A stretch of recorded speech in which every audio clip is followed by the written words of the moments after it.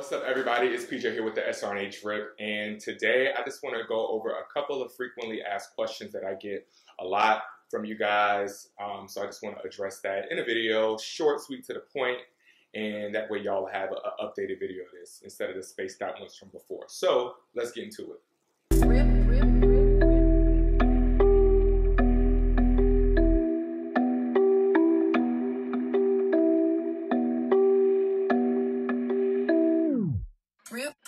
So first question is about my background. So I graduated with my BSN in 2017 from Coppin State University. I also played Division I tennis there during my time. My undergrad GPA was about a 3.4 cumulative. My nursing CAS GPA was a 3.1 for the schools that use nursing CAS. My GRE was a 294, I believe. I don't remember. I think the writing was like a 3.5 or a 4, something like that. Let's see, what else can I tell you? Oh, my science GPA was a 4.0, and that included anatomy and physiology 1 and 2, chemistry, inorganic chemistry, microbiology, and that may have been all. I think that was all the science classes that I remember taking. Most of them were on a worth 4 credits with, you know, the lab and all that good stuff.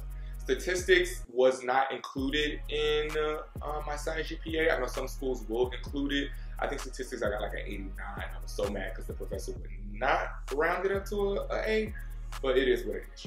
I graduated and started in the surgical ICU right away at a level 1 trauma center in DC. I really felt like that was the best move for me. So even during nursing school, I was researching which, you know, I remember being on my way to clinical and senior practicum, calling HRs like, hey, you know, I'm graduating in May. Do you guys take new grads into the ICU? What's the application process like? And I would get good feedback and good information on what to actually submit to the hospitals, when to submit. You want to submit early, as early as you can. I would say start looking and submitting when you're like, I think I started like around late March, early April, and I graduated in May, and I started working in July of 2017. So it was very boom, boom, boom, back to back. How long was I a nurse before I started my program? So I started applying very early and strategically. So I took my CCRN right at 1 year. I started studying around month 9 for my CCRN and gave myself those 3 months to study, and then took it, boom, 1 year happened, took it in and out. And then from that point, that was like the one thing that I was waiting for to start submitting. Prior to that though, I was already filling out applications, getting letters of recommendation, creating personal statements so that I could use it for, you know, a good basis, and then just tweak it for each school that I decided to apply to, doing the research for different schools. All of that happened way before my first year. So then by the time the year hit, I took my CCRN and I was ready to submit everything at that point. So I would say I started submitting applications around like a year and maybe 2 months or something like that. My first acceptance, my first interview was like a year and a half in as a nurse. My first acceptance was like a year and like 6 or 7 months.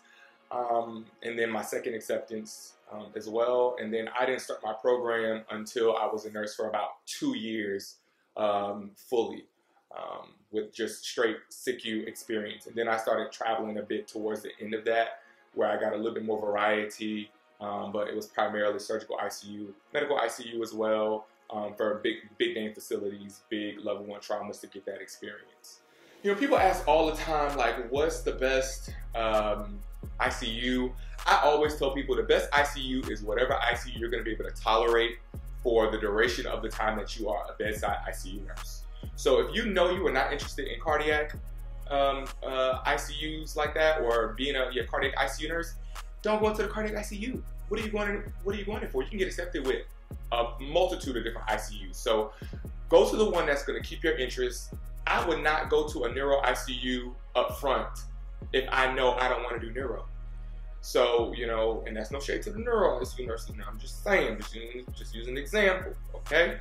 So, you know, that's what I say.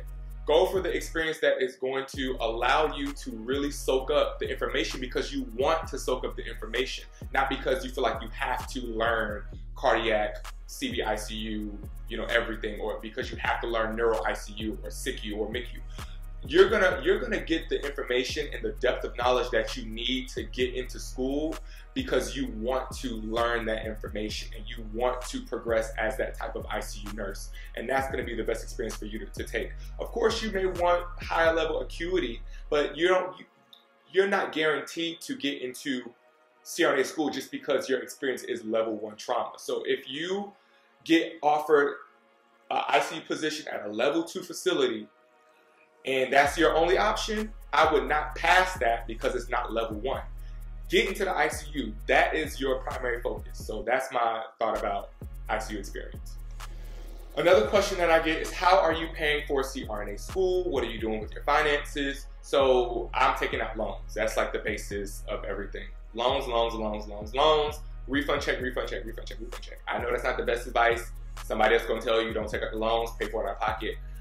And honestly, if you are coming up through this pandemic and you are traveling and you have not made enough money to pay for school out of pocket, and you have at least 6 months to a year before you start school, something is up. And I'm looking at you sideways because there's no way that if I can make between $28,000 to $40K a month on a travel assignment in between on my break from school, and you have 6 months to a year and you're traveling, there's no way you should have enough money to not take out loans or to be financially set or comfortable during CRNA school.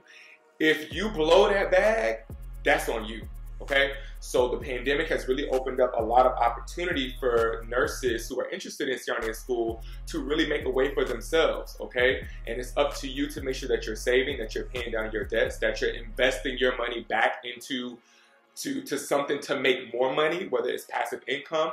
I now am starting to get into day trading and options trading, and I'm gonna tell you right now, a lot of the nurses that I'm seeing and I'm learning from, they're making big bags in a matter of minutes on a day trade if you know how to do it right.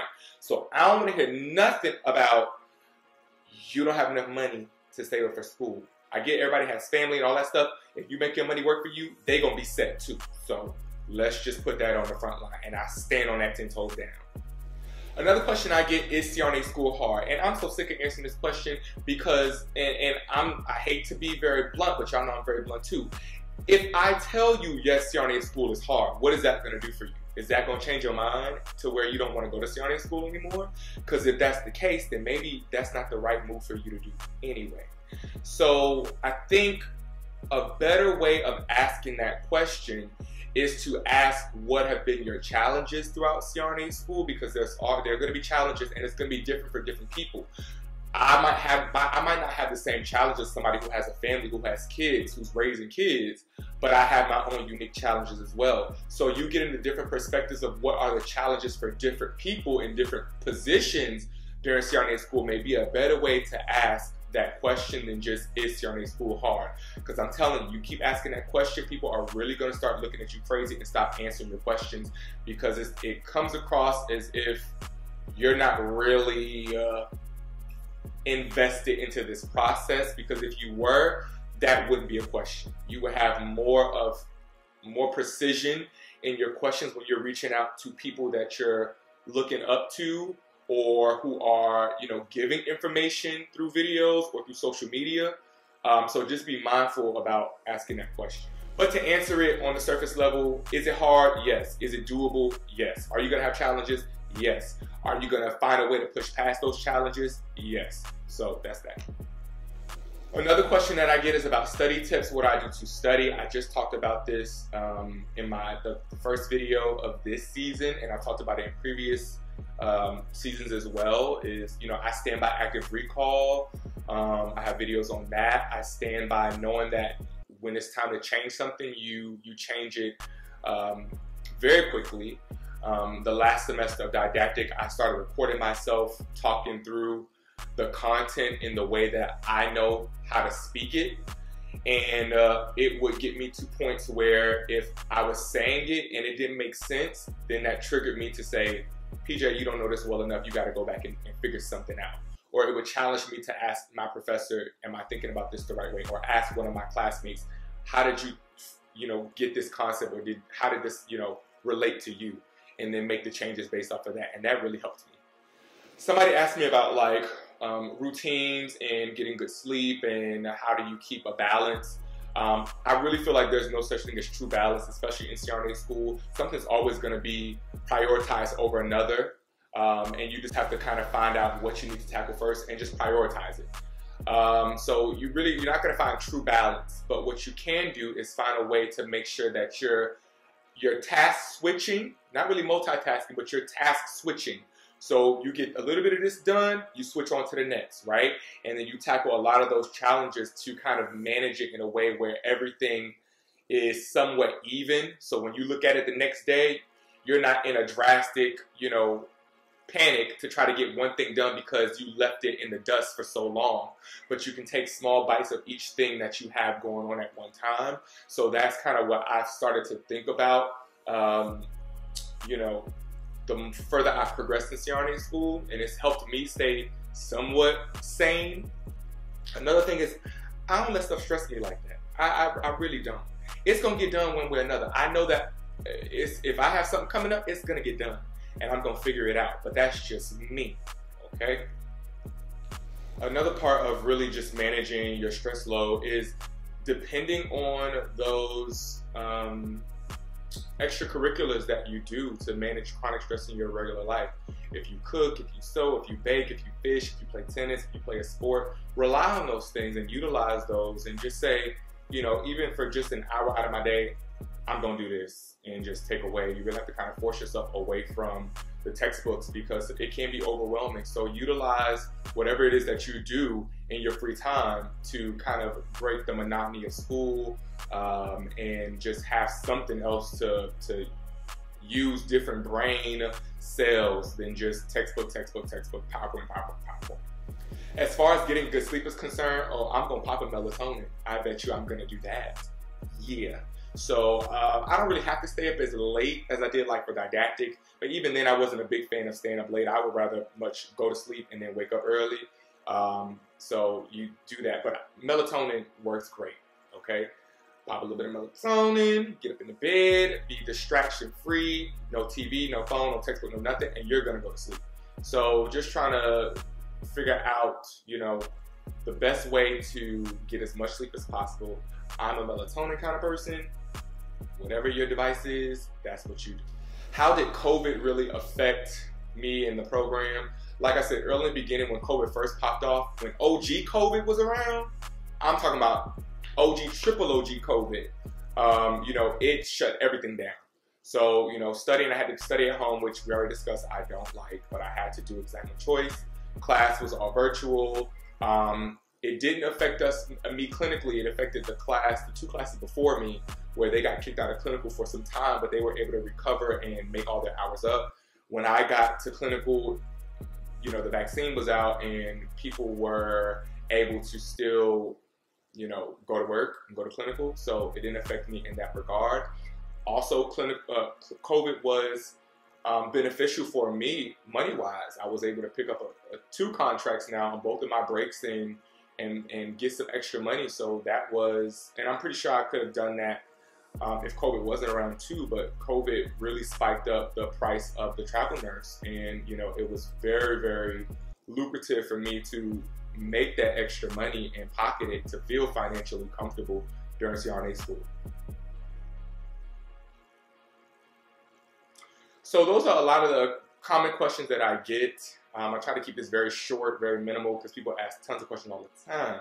But those are some of the ones that I felt like I could give at least some type of good advice about.